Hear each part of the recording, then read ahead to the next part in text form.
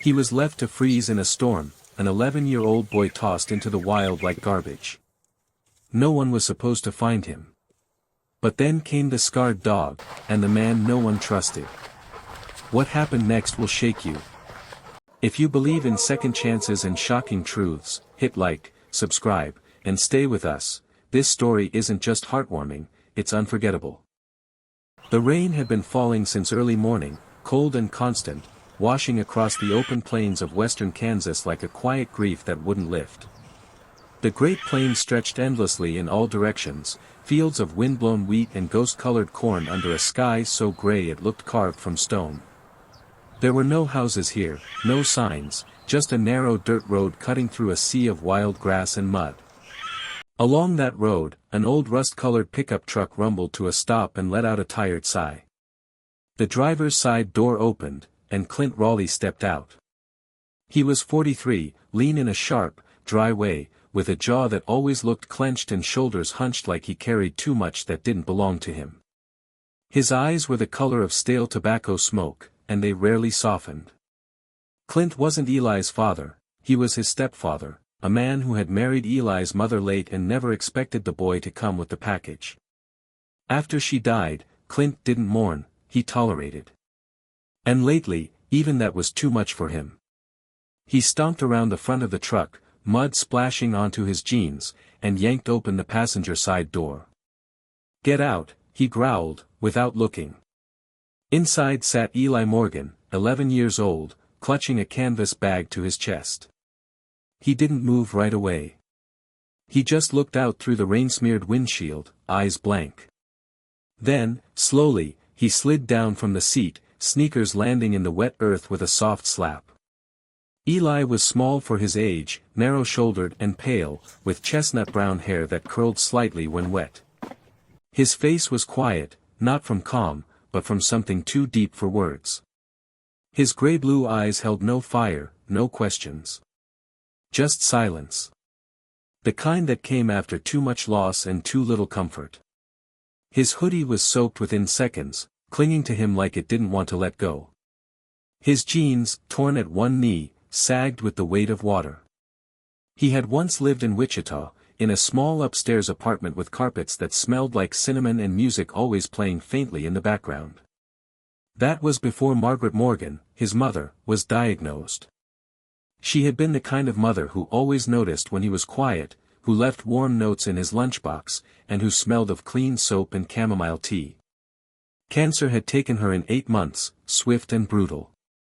One night she'd kissed him goodnight, and by morning she couldn't remember his name. He had held her hand in the hospital as machines beeped and wires tangled around her, not understanding what goodbye meant until it came and stayed. After the funeral, no relative stepped forward. There was no one left but Clint. And Clint had made it clear, he hadn't signed up for this. Now, Clint tossed the canvas bag at Eli's feet. It hit the mud and splattered, soaking the bottom. Eli picked it up gently, brushing off the worst of the dirt. Inside were the last fragments of his mother, a faded scarf that still held a faint trace of her scent, a wrinkled photo of them at the zoo, and a harmonica he never learned to play. And tucked into the lining, folded into a piece of tissue, was the final note she'd written, a simple message in her familiar script, for when it gets too loud inside. Clint was already back in the truck. He didn't say goodbye. He didn't even look back. The engine revved, tires spun mud into the grass, and then the truck was gone, swallowed by the gray. Eli stood still in the middle of the road, rain dripping from his bangs, the wind flattening his clothes against his bones. He didn't cry. He didn't scream. He just turned and began walking, nowhere in particular, just away from the place where the truck had vanished. The road turned to mud quickly, and each step grew heavier. The prairie offered no shelter, no signs, just endless emptiness. Lightning flickered in the clouds, but it was distant. Thunder rolled slowly. He walked until his legs ached, then stumbled off the road toward a thin line of cornfields. He sank down into the tall grass at the edge of a ditch, clutching the canvas bag like it was a lifeline. His breath came in sharp, shallow bursts. The cold had reached inside his skin. Hunger clawed faintly at his belly, but it was quiet, tired, like him. He lowered his head, not to sleep, just to rest. And then, movement. A shadow shifted at the edge of the cornfield. Eli looked up. There, standing half in the stalks and half in the open, was a large German shepherd. It was soaked through, its fur clinging to a strong, lean frame. One ear was upright, the other partially folded. Its coat was a mix of black and faded tan, and a scar ran diagonally across its left eye, which was cloudy, blind. The other eye was sharp amber, focused and alert. It didn't bark or growl, it just stared. The boy and the dog looked at each other for what felt like a long time. The wind howled. The rain didn't let up. Then, as silently as it had appeared, the dog turned and walked away, back into the corn. Eli watched it vanish. He didn't know what to make of it. A trick of the cold? A dream? Minutes passed. He closed his eyes. Then, footsteps. Softer. Closer. The dog had returned. This time it stood even closer, looking at him with that same measured stillness. Not threatening. Not friendly. Just, there. A presence. Then it turned again. Walked a few feet. Stopped. Looked back. Eli blinked. Was it, waiting? His legs felt like stone, but he pushed himself upright, swaying slightly. His fingers clutched the bag tighter. Step by step, he followed. They crossed a narrow ditch, climbed a soft rise, and pushed through a patch of wind-blown brush. And then, beyond the hill, tucked beneath the slope and shielded by trees, stood a small wooden cabin. The windows glowed with warm light. A chimney curled smoke into the gray sky. It looked impossibly still, like the world hadn't found this place yet. The dog padded up the porch steps, sat beside the door, and barked once, short and deep. The door opened. An old man stood there. Walt Harper, 73, had lived alone for nearly a decade. A retired veterinarian, he'd once run a respected animal clinic in Dodge City. After losing his wife to a winter illness and his grandson in a motorcycle accident the same year, he'd sold everything and retreated to this quiet place. Tall and broad-shouldered, Walt's frame was still strong under his flannel and worn denim. His white beard was neatly trimmed, and his eyes, pale blue and tired, missed nothing. When he saw the dog, he frowned softly. "Buck," he said, "you're not one to bark unless." Then he saw Eli. A boy, soaked to the bone, clutching a muddy bag and staring like he wasn't sure if this was real. Walt stepped forward. "You all right, kid?" Eli opened his mouth to answer, but the words never came. His knees gave way, and the world tilted. Walt caught him just before he hit the porch, arms wrapping around the boy's thin frame. "I've got you," he murmured, then looked down at Buck. "You did good, old boy." The dog gave one slow wag of his tail. Together, the old man and the dog carried Eli inside, and the door closed gently behind them, sealing the storm outside. Warmth was the first thing Eli felt, not the kind that scorched or startled, but the quiet kind, like a memory of home you didn't know you'd forgotten. His eyes opened slowly. A worn wooden ceiling came into focus above him, its beams aged and bowed. Somewhere nearby, a stove crackled, and the scent of pine and smoke lingered in the air. He was wrapped in thick wool blankets, tucked into a small bed with hand-stitched quilts and flannel sheets that smelled of cedar. Outside, wind rustled against the cabin walls, but the storm had passed. For a moment, Eli didn't move. His mind hovered between sleep and memory, between the sharp slap of being abandoned in the rain and the soft rumble of the man's voice, the heavy paw steps, the bark. Slowly, he turned his head. Buck lay curled near the hearth, one eye closed, the other, his good eye, open and watching. The firelight cast flickers across his coarse, scarred fur. One ear stood upright, alert. His body bore the marks of old battles, patches of fur thinned, a deep scar on his hind leg, another at his ribs. He was older than he'd first appeared, maybe 8 or 9, but carried himself like a sentinel who had outlived war. His tail thumped once against the floor when he saw Eli awake. A chair creaked nearby. Eli turned again. Walt Harper sat beside the bed, a chipped mug of something steaming in his hands. He hadn't shaved that morning, and the gray bristles along his jaw caught the firelight. His flannel shirt hung open over a wool sweater, and his blue eyes studied Eli with a quiet that wasn't prying, just patient. "You're awake," Walt said, voice low and even. "That's good." Eli didn't answer. He pulled the blanket tighter, eyes flicking between the man and the dog. "No need to be afraid," Walt said. "You're safe here. Name's Walt Harper. This here's Buck.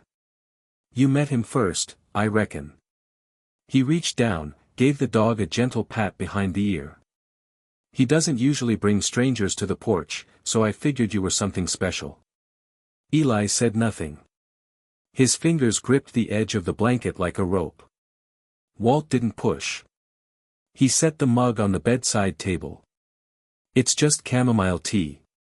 Won't bite." "Neither will I." "You hungry?" Still, no answer. Walt nodded, as if he'd expected it. He stood, joints stiff with age, and crossed to the stove. A kettle hissed softly on the burner. He poured more hot water and began slicing a loaf of bread. The cabin was simple but lived in. A small table with 2 chairs, a shelf of old books, a stack of worn flannel towels near the door. A faded photograph on the wall showed a younger Walt in a white coat, holding a golden retriever pup and smiling beside a woman with long auburn hair and eyes that laughed. Eli's gaze drifted back to Buck. The dog hadn't moved, but something in him felt less wild now. His breathing was slow, steady. When Eli looked into that single amber eye, he felt, watched, yes, but not in a bad way. Like someone was standing guard. Outside, something creaked. Eli's body tensed. Buck lifted his head and let out a low, warning growl. Walt was already at the window. He pulled back the curtain and stared into the trees beyond the cabin, toward the edge of the field where shadows lingered between the trunks. "I saw her yesterday too," he murmured. Eli sat up slowly, curiosity sharpening the fog of sleep. Walt turned. "There's been someone, on the ridge by the old fire tower. Keeps their distance. Too far to tell if they're trouble." Eli didn't speak, but he watched Walt closely. The old man smiled gently. "Don't worry. Buck hears better than any alarm system." He nodded to the dog, who now stood, ears alert, body tense. But after a minute, Buck relaxed and lay back down. Whoever had been out there had gone. By midday, Eli had managed half a slice of bread and most of the tea. Walt didn't press him with questions. He just spoke softly about the weather, the trees, and the old cabin. "It used to be part of a ranger station," he explained, "abandoned years ago after a wildfire scarred the area. Walt had rebuilt parts of it himself when he moved here, using wood salvaged from nearby barns. I came out here to be quiet," he said. "Turns out, quiet can get lonely. Then Buck found me one spring, half-starved and bleeding, limping out of a thicket. Took me 2 weeks just to get near him." Buck thumped his tail again at the memory. "I reckon he knows what it's like to be left behind." That night, Eli lay on the couch in front of the fire. The bedroom had been offered, but he stayed where he could see Buck. The dog had settled beside him, head resting on his paws, close enough that Eli could hear his breathing. He didn't touch him, but he didn't move away either. Before the boy fell asleep, he reached into his canvas bag and took out the crumpled tissue. Inside, folded with care, was his mother's note, "For when it gets too loud inside." He didn't open it tonight. He just held it to his chest and stared at the firelight dancing across the ceiling beams. Outside, in the distance, a figure watched from behind the trees. Tall, thin, wrapped in a dark green coat with a hood that shadowed their face. They didn't come closer. Not yet. But they didn't leave either. The wind outside had shifted. It no longer came as a steady breeze across the plains, but in erratic bursts, short, biting gusts that clawed at the wooden siding of the cabin and set the old tin roof groaning like a restless ghost. Somewhere in the distance, coyotes cried into the dusk, their howls scattered and uncertain, as though even they sensed a deeper cold settling in. Inside the cabin, the fire burned low but steady. The scent of hickory wood and iron filled the air as Walt added another log, the flame stretching upward with a sigh. The walls creaked. Buck shifted his weight near the hearth, stretched, and settled again, this time pressing his large body closer to the boy. Eli hadn't spoken a word in 3 days. Walt had tried, soft attempts at conversation, gentle questions folded into stories about birds and weather, about the old ranger tower and the forgotten rail tracks down by the stream. But Eli answered only with silence, his expression unreadable, his eyes always drifting toward Buck, as though the dog alone held the translation key to whatever storm brewed inside him. He ate only when Buck sat beside him. He moved only when the dog stirred. It was as if Buck had become more than a presence, he was a thread anchoring Eli to the world, a quiet tether holding him just close enough to still be seen. Tonight, the wind screamed louder.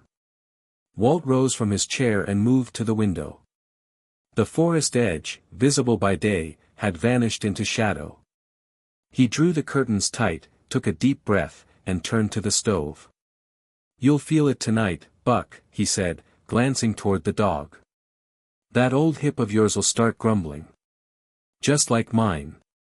Buck huffed quietly but didn't rise. Walt returned to his chair with 2 mugs. He placed one gently on the floor by Eli, a shallow tin cup of warmed milk with honey.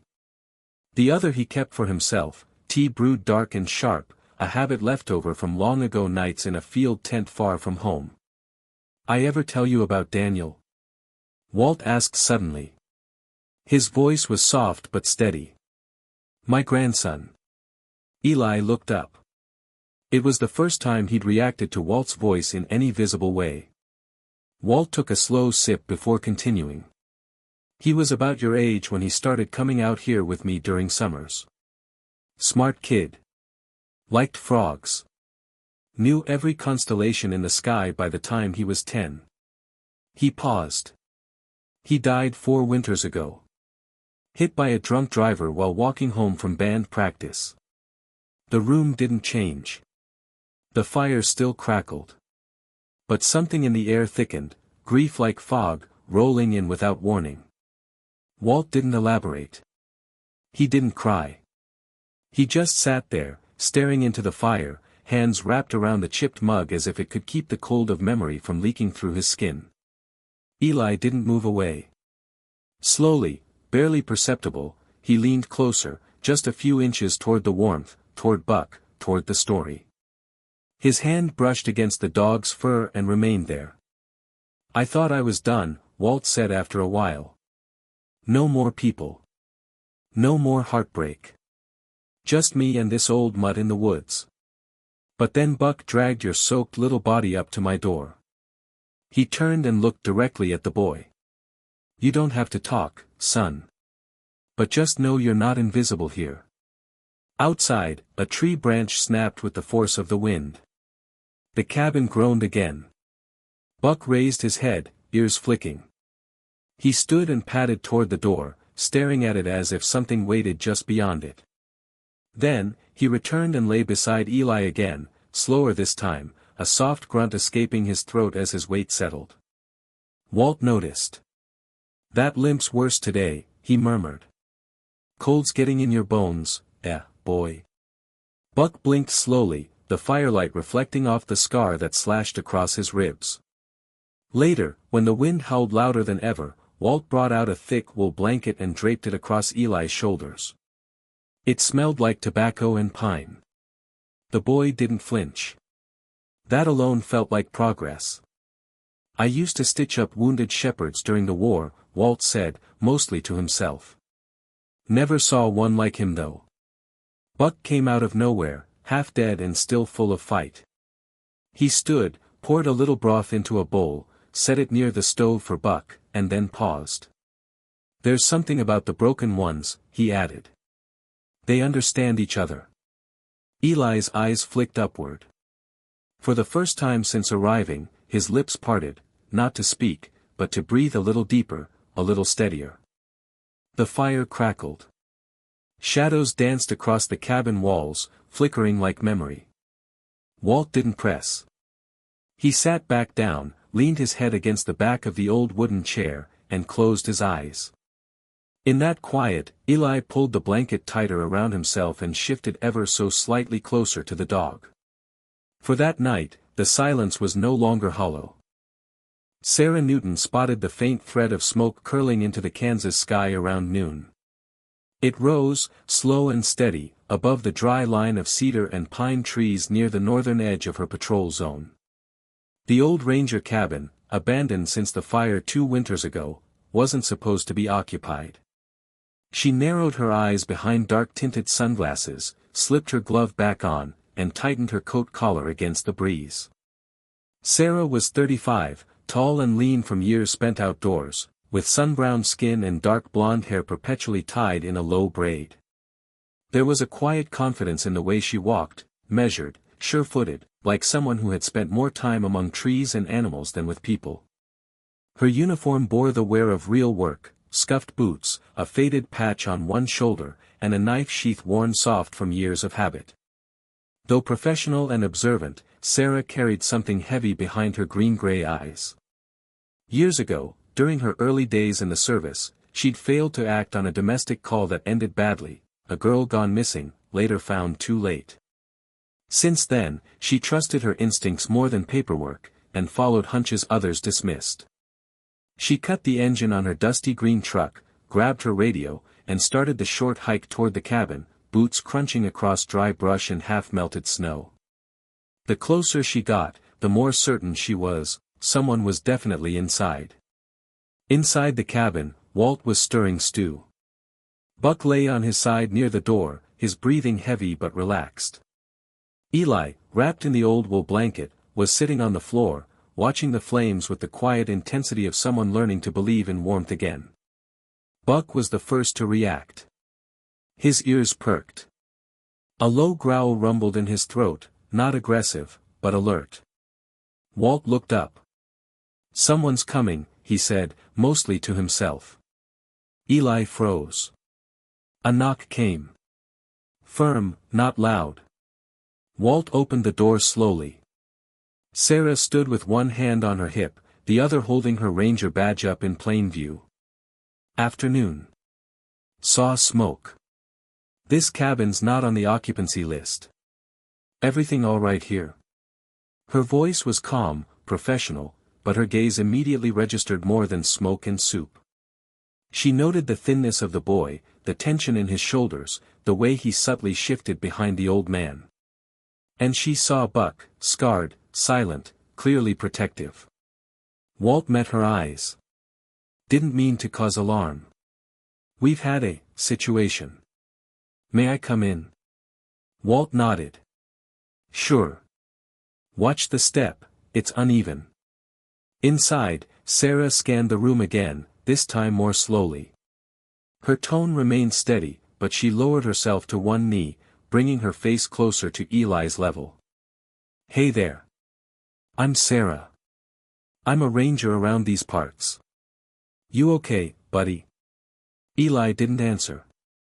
Buck moved closer to him, subtly placing his body between them. Walt intervened gently. "He's not speaking. Not yet. He's been through a lot." Sarah stood.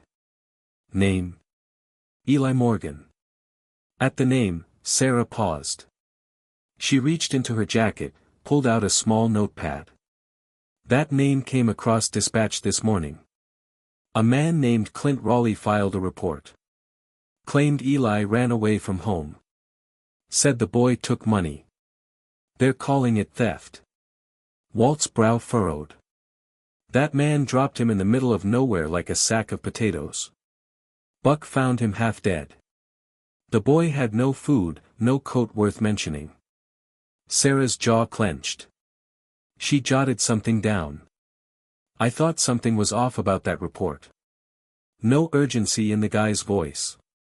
No real concern, just annoyance. She looked at Eli again. How long's he been with you? 3 nights, Walt replied. And not one word spoken yet. Eats only when Buck is near. Sleeps curled up like he's ready to run. Sarah walked to the small window, peering out at the pale light shifting through skeletal trees. This doesn't look like a thief. This looks like a child someone wanted to disappear. Walt said nothing, just stirred the pot again. Buck, ever watchful, moved between Eli and the ranger. Sarah noticed his limp, the faded scars across his flank. What happened to the dog? Rescued from a raid on a dogfighting ring years ago, Walt said. No one thought he'd live. He did. Barely. Sarah knelt again, more gently this time. You've got good instincts, don't you, boy? Buck held her gaze. His tail thumped once against the floor. She stood and stepped toward the door. I need to make a report. But I won't mention the boy yet, not until I get a better read on what's really going on. Walt tilted his head.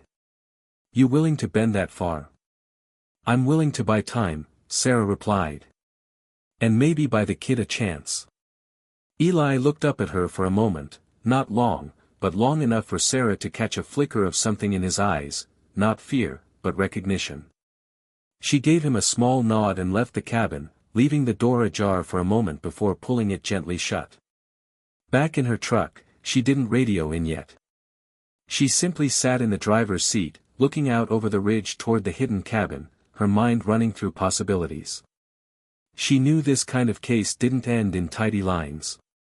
But sometimes, the wrong call was no call at all. Inside the cabin, Eli moved closer to the fire. Buck rested his head on the boy's foot, and Walt added another log to the flames. For now, the world stayed out. The snow began to fall lightly again by morning, dusting the treetops in a soft veil that muted the world. The cabin, nestled beneath the hush of pine and cedar, glowed with the quiet breath of smoke from its chimney.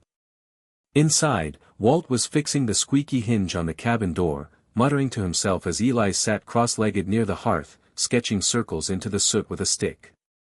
Buck rested beside him, chin on his paws, ears twitching with every movement outside. It was the stillness before something changed. Sarah Newton had not slept well the night before. The weight of her instincts pressed heavier than any regulation. She parked a little farther from the cabin this time, moving quietly through the underbrush, her boots leaving careful prints behind. She had to be sure. As she approached, her fingers brushed against the radio on her belt, but she didn't raise it to her lips.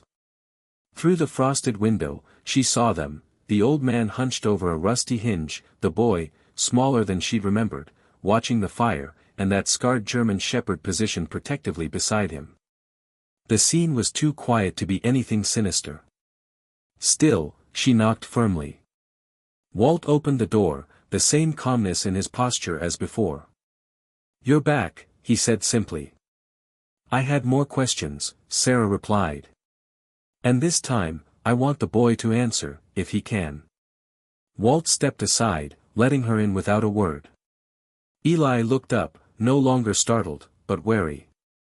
Buck didn't growl, only shifted to a sitting posture, his body subtly between the ranger and the boy.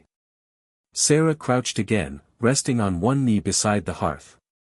Eli, she said gently, I know you haven't felt ready to talk. But something happened to you. Something we need to understand if we're going to help. The boy said nothing. His fingers fidgeted with the hem of the blanket draped over his lap. Then Buck nudged his hand, just once. Eli looked at the dog and something passed between them, something unspoken but real. Sarah tried again. I have to ask, did this man hurt you? Are you here because he forced you to be? The room held its breath. Eli's voice, hoarse and small, broke through. He didn't hurt me, he said. He helped me. The silence after was profound. Walt blinked once but said nothing. Buck exhaled, a soft huff. Sarah leaned back slowly, almost in relief, and nodded. "Thank you, Eli," she said. "That's all I needed to know, for now." She stood and stepped to the side, pulling out a small notebook and a pen. "I'm contacting Child Protective Services. But I'm also putting in a request for a formal review of the man who filed that runaway report." "Clint Raleigh, right?" Walt nodded. "That's him. I ran a surface check last night," Sarah said. "It didn't tell me much, but the timing of the report, the lack of concern, and now this. I think there's more to dig into." Eli watched her, silent again, but less rigid. "Until the investigation's complete," Sarah continued, "I can't officially declare this a safe placement. But I'll note your cooperation, Mr. Harper." "Walt," the old man said quietly. "Just Walt." Sarah gave a small smile. "Walt, then. I'll be back later today with someone from the county office. They'll want to speak with both of you, especially Eli. And maybe Buck too," she added with a glance at the dog, who wagged his tail once in reply. As Sarah exited, Eli stood up. He walked toward her, not close, but enough to make her pause at the threshold. She turned back. "My mom died," Eli said, voice still scratchy. "She got sick. After that. Clint wasn't, he wasn't like her." Sarah knelt once more. "I'm sorry, Eli." Eli looked down. "He left me out there." "I know," Sarah replied. "That's why we're going to make sure he doesn't get away with it." Walt stepped forward now, placing a hand gently on Eli's shoulder. "He's safe now." Sarah straightened. "I'll be in touch by sunset." She left the cabin and this time did radio in, calm and direct, to request support from a social worker she trusted in the county, Marla Jensen, a woman in her early 60s, kind but no nonsense, known for spotting liars in a heartbeat. Marla had silver hair always tied in a bun and wore oversized wool scarves year-round. She had a motherly way of folding her hands and making even the most shut-down child look up. Sarah asked her to be discreet, and to bring hot cocoa. Back in the cabin, Walt poured soup into a chipped ceramic bowl and handed it to Eli. "You did good, son," he said. Eli took the bowl with two hands, and for the first time, he didn't wait for Buck to eat first. He brought the spoon to his mouth himself, cheeks coloring faintly from the warmth. Outside, the snow thickened. But inside the old ranger's cabin, something like spring had started. The snow had stopped by midday, leaving a silver sheen across the landscape. The wind was quiet now, brushing gently against the shutters of the old ranger cabin as if it too had paused to listen. Inside, the warmth of the wood stove had melted the iciness from the walls and, little by little, from the boy who once sat silent in its corner. Eli was no longer a statue of caution. He had begun to speak, not much, and never loudly, but his words had weight. That afternoon, Walt sat by the stove with a thermos of black coffee, its steam curling around his face like the ghost of an old memory. Buck lay sprawled beside him, his breathing steady, his eyes half closed in that way only dogs can rest, alert but at peace. "Do you know why I didn't hesitate when I saw you lying in that field?" Walt asked, not looking directly at the boy. Eli shook his head. "I saw someone else in your place," Walt murmured. "My grandson, Caleb."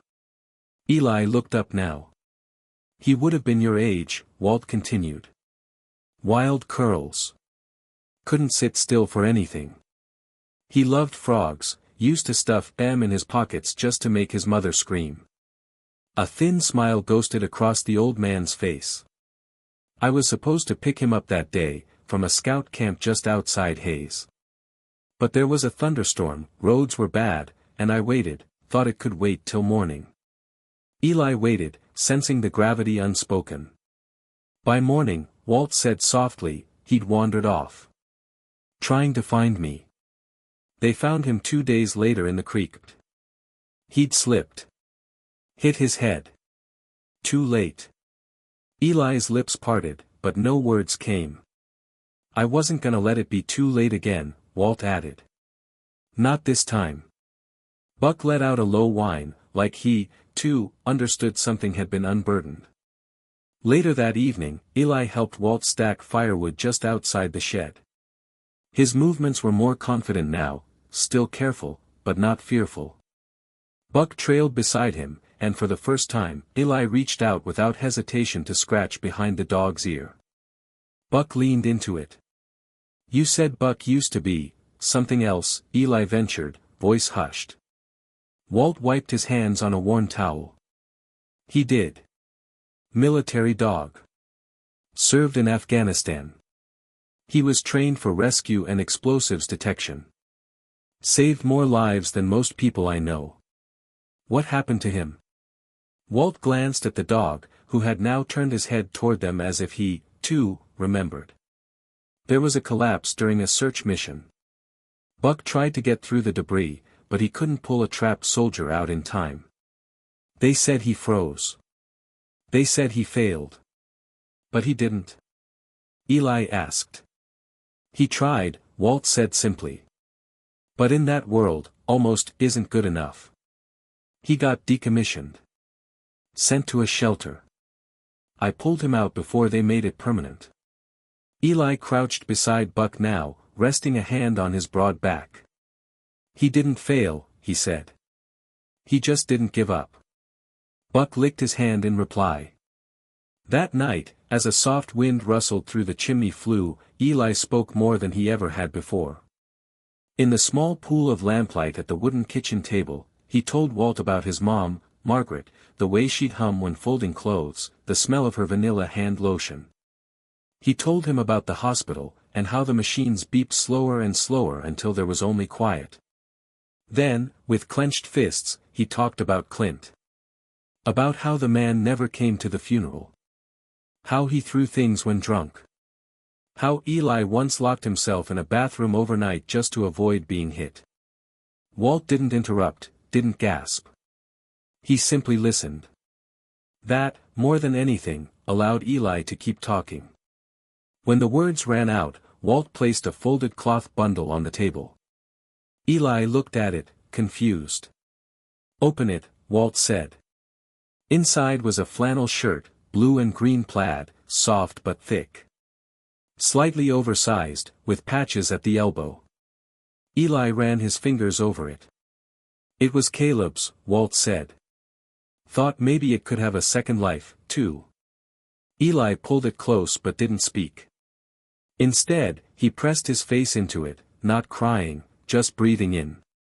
The next morning brought the distant hum of an approaching engine, Sarah's county truck. With her stepped another figure, Marla Jensen, the social worker Sarah had called earlier. In her 60s, Marla was sturdy and unshakable, with round cheeks, a strong chin, and hair the color of ash. She wore a burgundy wool scarf that looked hand-knitted and sensible boots caked in last week's snow. Marla had worked with dozens of cases, but when she crouched in front of Eli, she spoke not like a worker checking boxes, but like a grandmother reaching for a child she already loved. Eli, she said, her voice steady. I'm here to make sure you're okay. And I'd like to hear your side, if that's all right.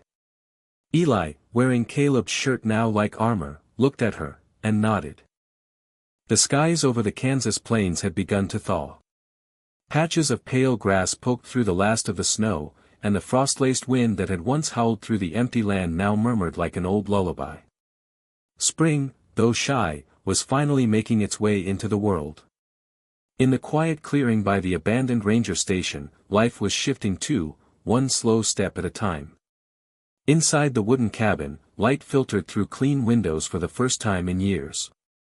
Walt had scrubbed the soot from the walls and fixed the leaking sink. Sarah had arranged for electricity to be restored temporarily, and a small solar unit hummed quietly by the window, her idea, naturally. It was Sarah who delivered the news on a chilly Thursday morning. She arrived just after breakfast, her ranger uniform still damp from early patrol. Her presence, once cautious and watchful, had softened around them. Sarah Newton was not a woman easily bent by sentiment, tall, lean, with a sharp jawline and watchful eyes that had seen too many hunters and too few happy endings, but Walt had noticed the way her shoulders dropped slightly whenever she saw Eli laughing. There had been losses in her past too.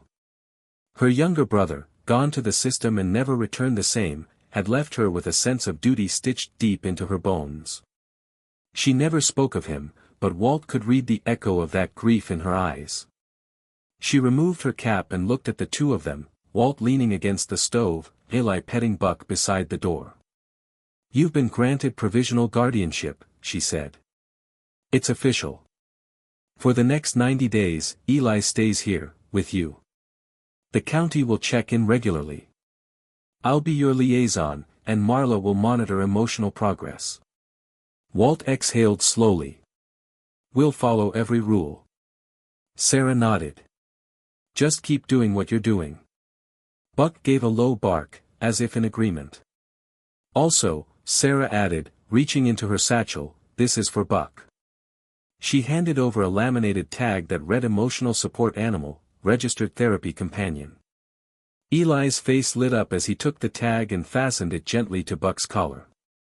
"He's official now. Officially the heart of the family," Walt said. The next few weeks became a slow unfolding of new routines. Sarah helped Eli enroll at the local village school, a modest red brick building with 2 wings and a tire swing behind the gym. Principal Hargrove, a stout man in his 60s with thick glasses and an old army haircut, welcomed Eli with cautious warmth. He'd seen plenty of tough stories in his tenure but admitted later to Sarah that something about Eli's silence and sharp sketching habit reminded him of his own grandson. Eli didn't say much in class, but he listened. His notebooks filled not with equations or paragraphs, but with intricate pencil drawings, landscapes of the plains, deer moving between trees, a boy in a flannel shirt standing beside a scarred German shepherd, always with eyes that saw more than they spoke. Walt made sure he had structure at home, chores in the morning, reading before bed, and every Sunday afternoon, a walk to the edge of the woods where he taught Eli how to identify animal tracks and set harmless snares. They built a birdhouse together, painted in deep green and navy blue, mounted just outside the cabin door. Marla, the social worker, visited once a week. Her no-nonsense tone remained, but Eli had grown fond of her knitted scarves, each one a different color every visit, and he began to open up. He showed her his journal once, shyly, letting her read a passage about Buck rescuing a boy lost in a thunderstorm. She didn't push for details, only smiled and said, "That dog of yours could teach most people what healing looks like." Buck had become more than a comfort animal. At school, he sat outside the classroom door, paws crossed, waiting patiently. Eli's classmates grew curious, then respectful. A girl named Lacey, with a long braid and a passion for astronomy, was the first to approach him. She asked if he liked drawing planets. When Eli handed her a sketch of Saturn, she beamed. "You draw like it's real," she whispered. "Like we're floating there." It was the first time someone had looked at him like he was whole. But the shadows hadn't vanished. One Tuesday afternoon, Sarah knocked on Walt's door with a folder tucked under her arm and a furrow in her brow. "Clint is making noise again," she said. Walt's jaw tightened. "He's filed a motion," Sarah continued. "Claims Eli stole money from him and ran away. No criminal charges, yet. But he's angling for media attention." Walt cursed under his breath. "Man's got no shame." "He's dangerous when cornered," Sarah said. "We're keeping this quiet, but you need to be prepared. If he pushes hard enough, there may be a hearing. And we'll need more than just testimony, we need a paper trail." Walt rubbed his face. "We have Eli's word." "We'll need more," Sarah said gently. "Photos. Medical records. Proof of neglect, if not outright abuse." Eli had heard none of this, he was outside sketching Buck beside the newly budding lilac bush. But Walt knew that day was coming. And when it did, Eli would need more than shelter. He'd need courage. That night, Walt sat beside the boy in the living room. Eli had curled up with Buck, the flannel shirt still wrapped around him like armor. "You know," Walt said, "you've done more healing in a few weeks than I've seen some folks manage in years." Eli looked up, his eyes solemn. "Because Buck stayed. You stayed. We're not going anywhere," Walt promised. Eli nodded once. Then, almost as if bracing himself for something, he whispered, "If Clint finds me, will they send me back?" Walt's voice didn't shake. "Not while I'm breathing." The wind had shifted again, bringing with it the scent of damp earth and budding trees. Spring had finally rooted itself across the Great Plains, nudging the land awake. In the clearing by the old ranger station, life stirred with renewed rhythm. Birds nested in the eaves of the cabin, and Eli's drawings had begun to include not just shadows, but light. But peace, as always, was borrowed time. On a Friday afternoon, a letter arrived. Sarah handed it to Walt with a tight expression. She was wearing her civilian clothes, blue flannel shirt, hiking boots still muddy, auburn hair tied back in a low knot.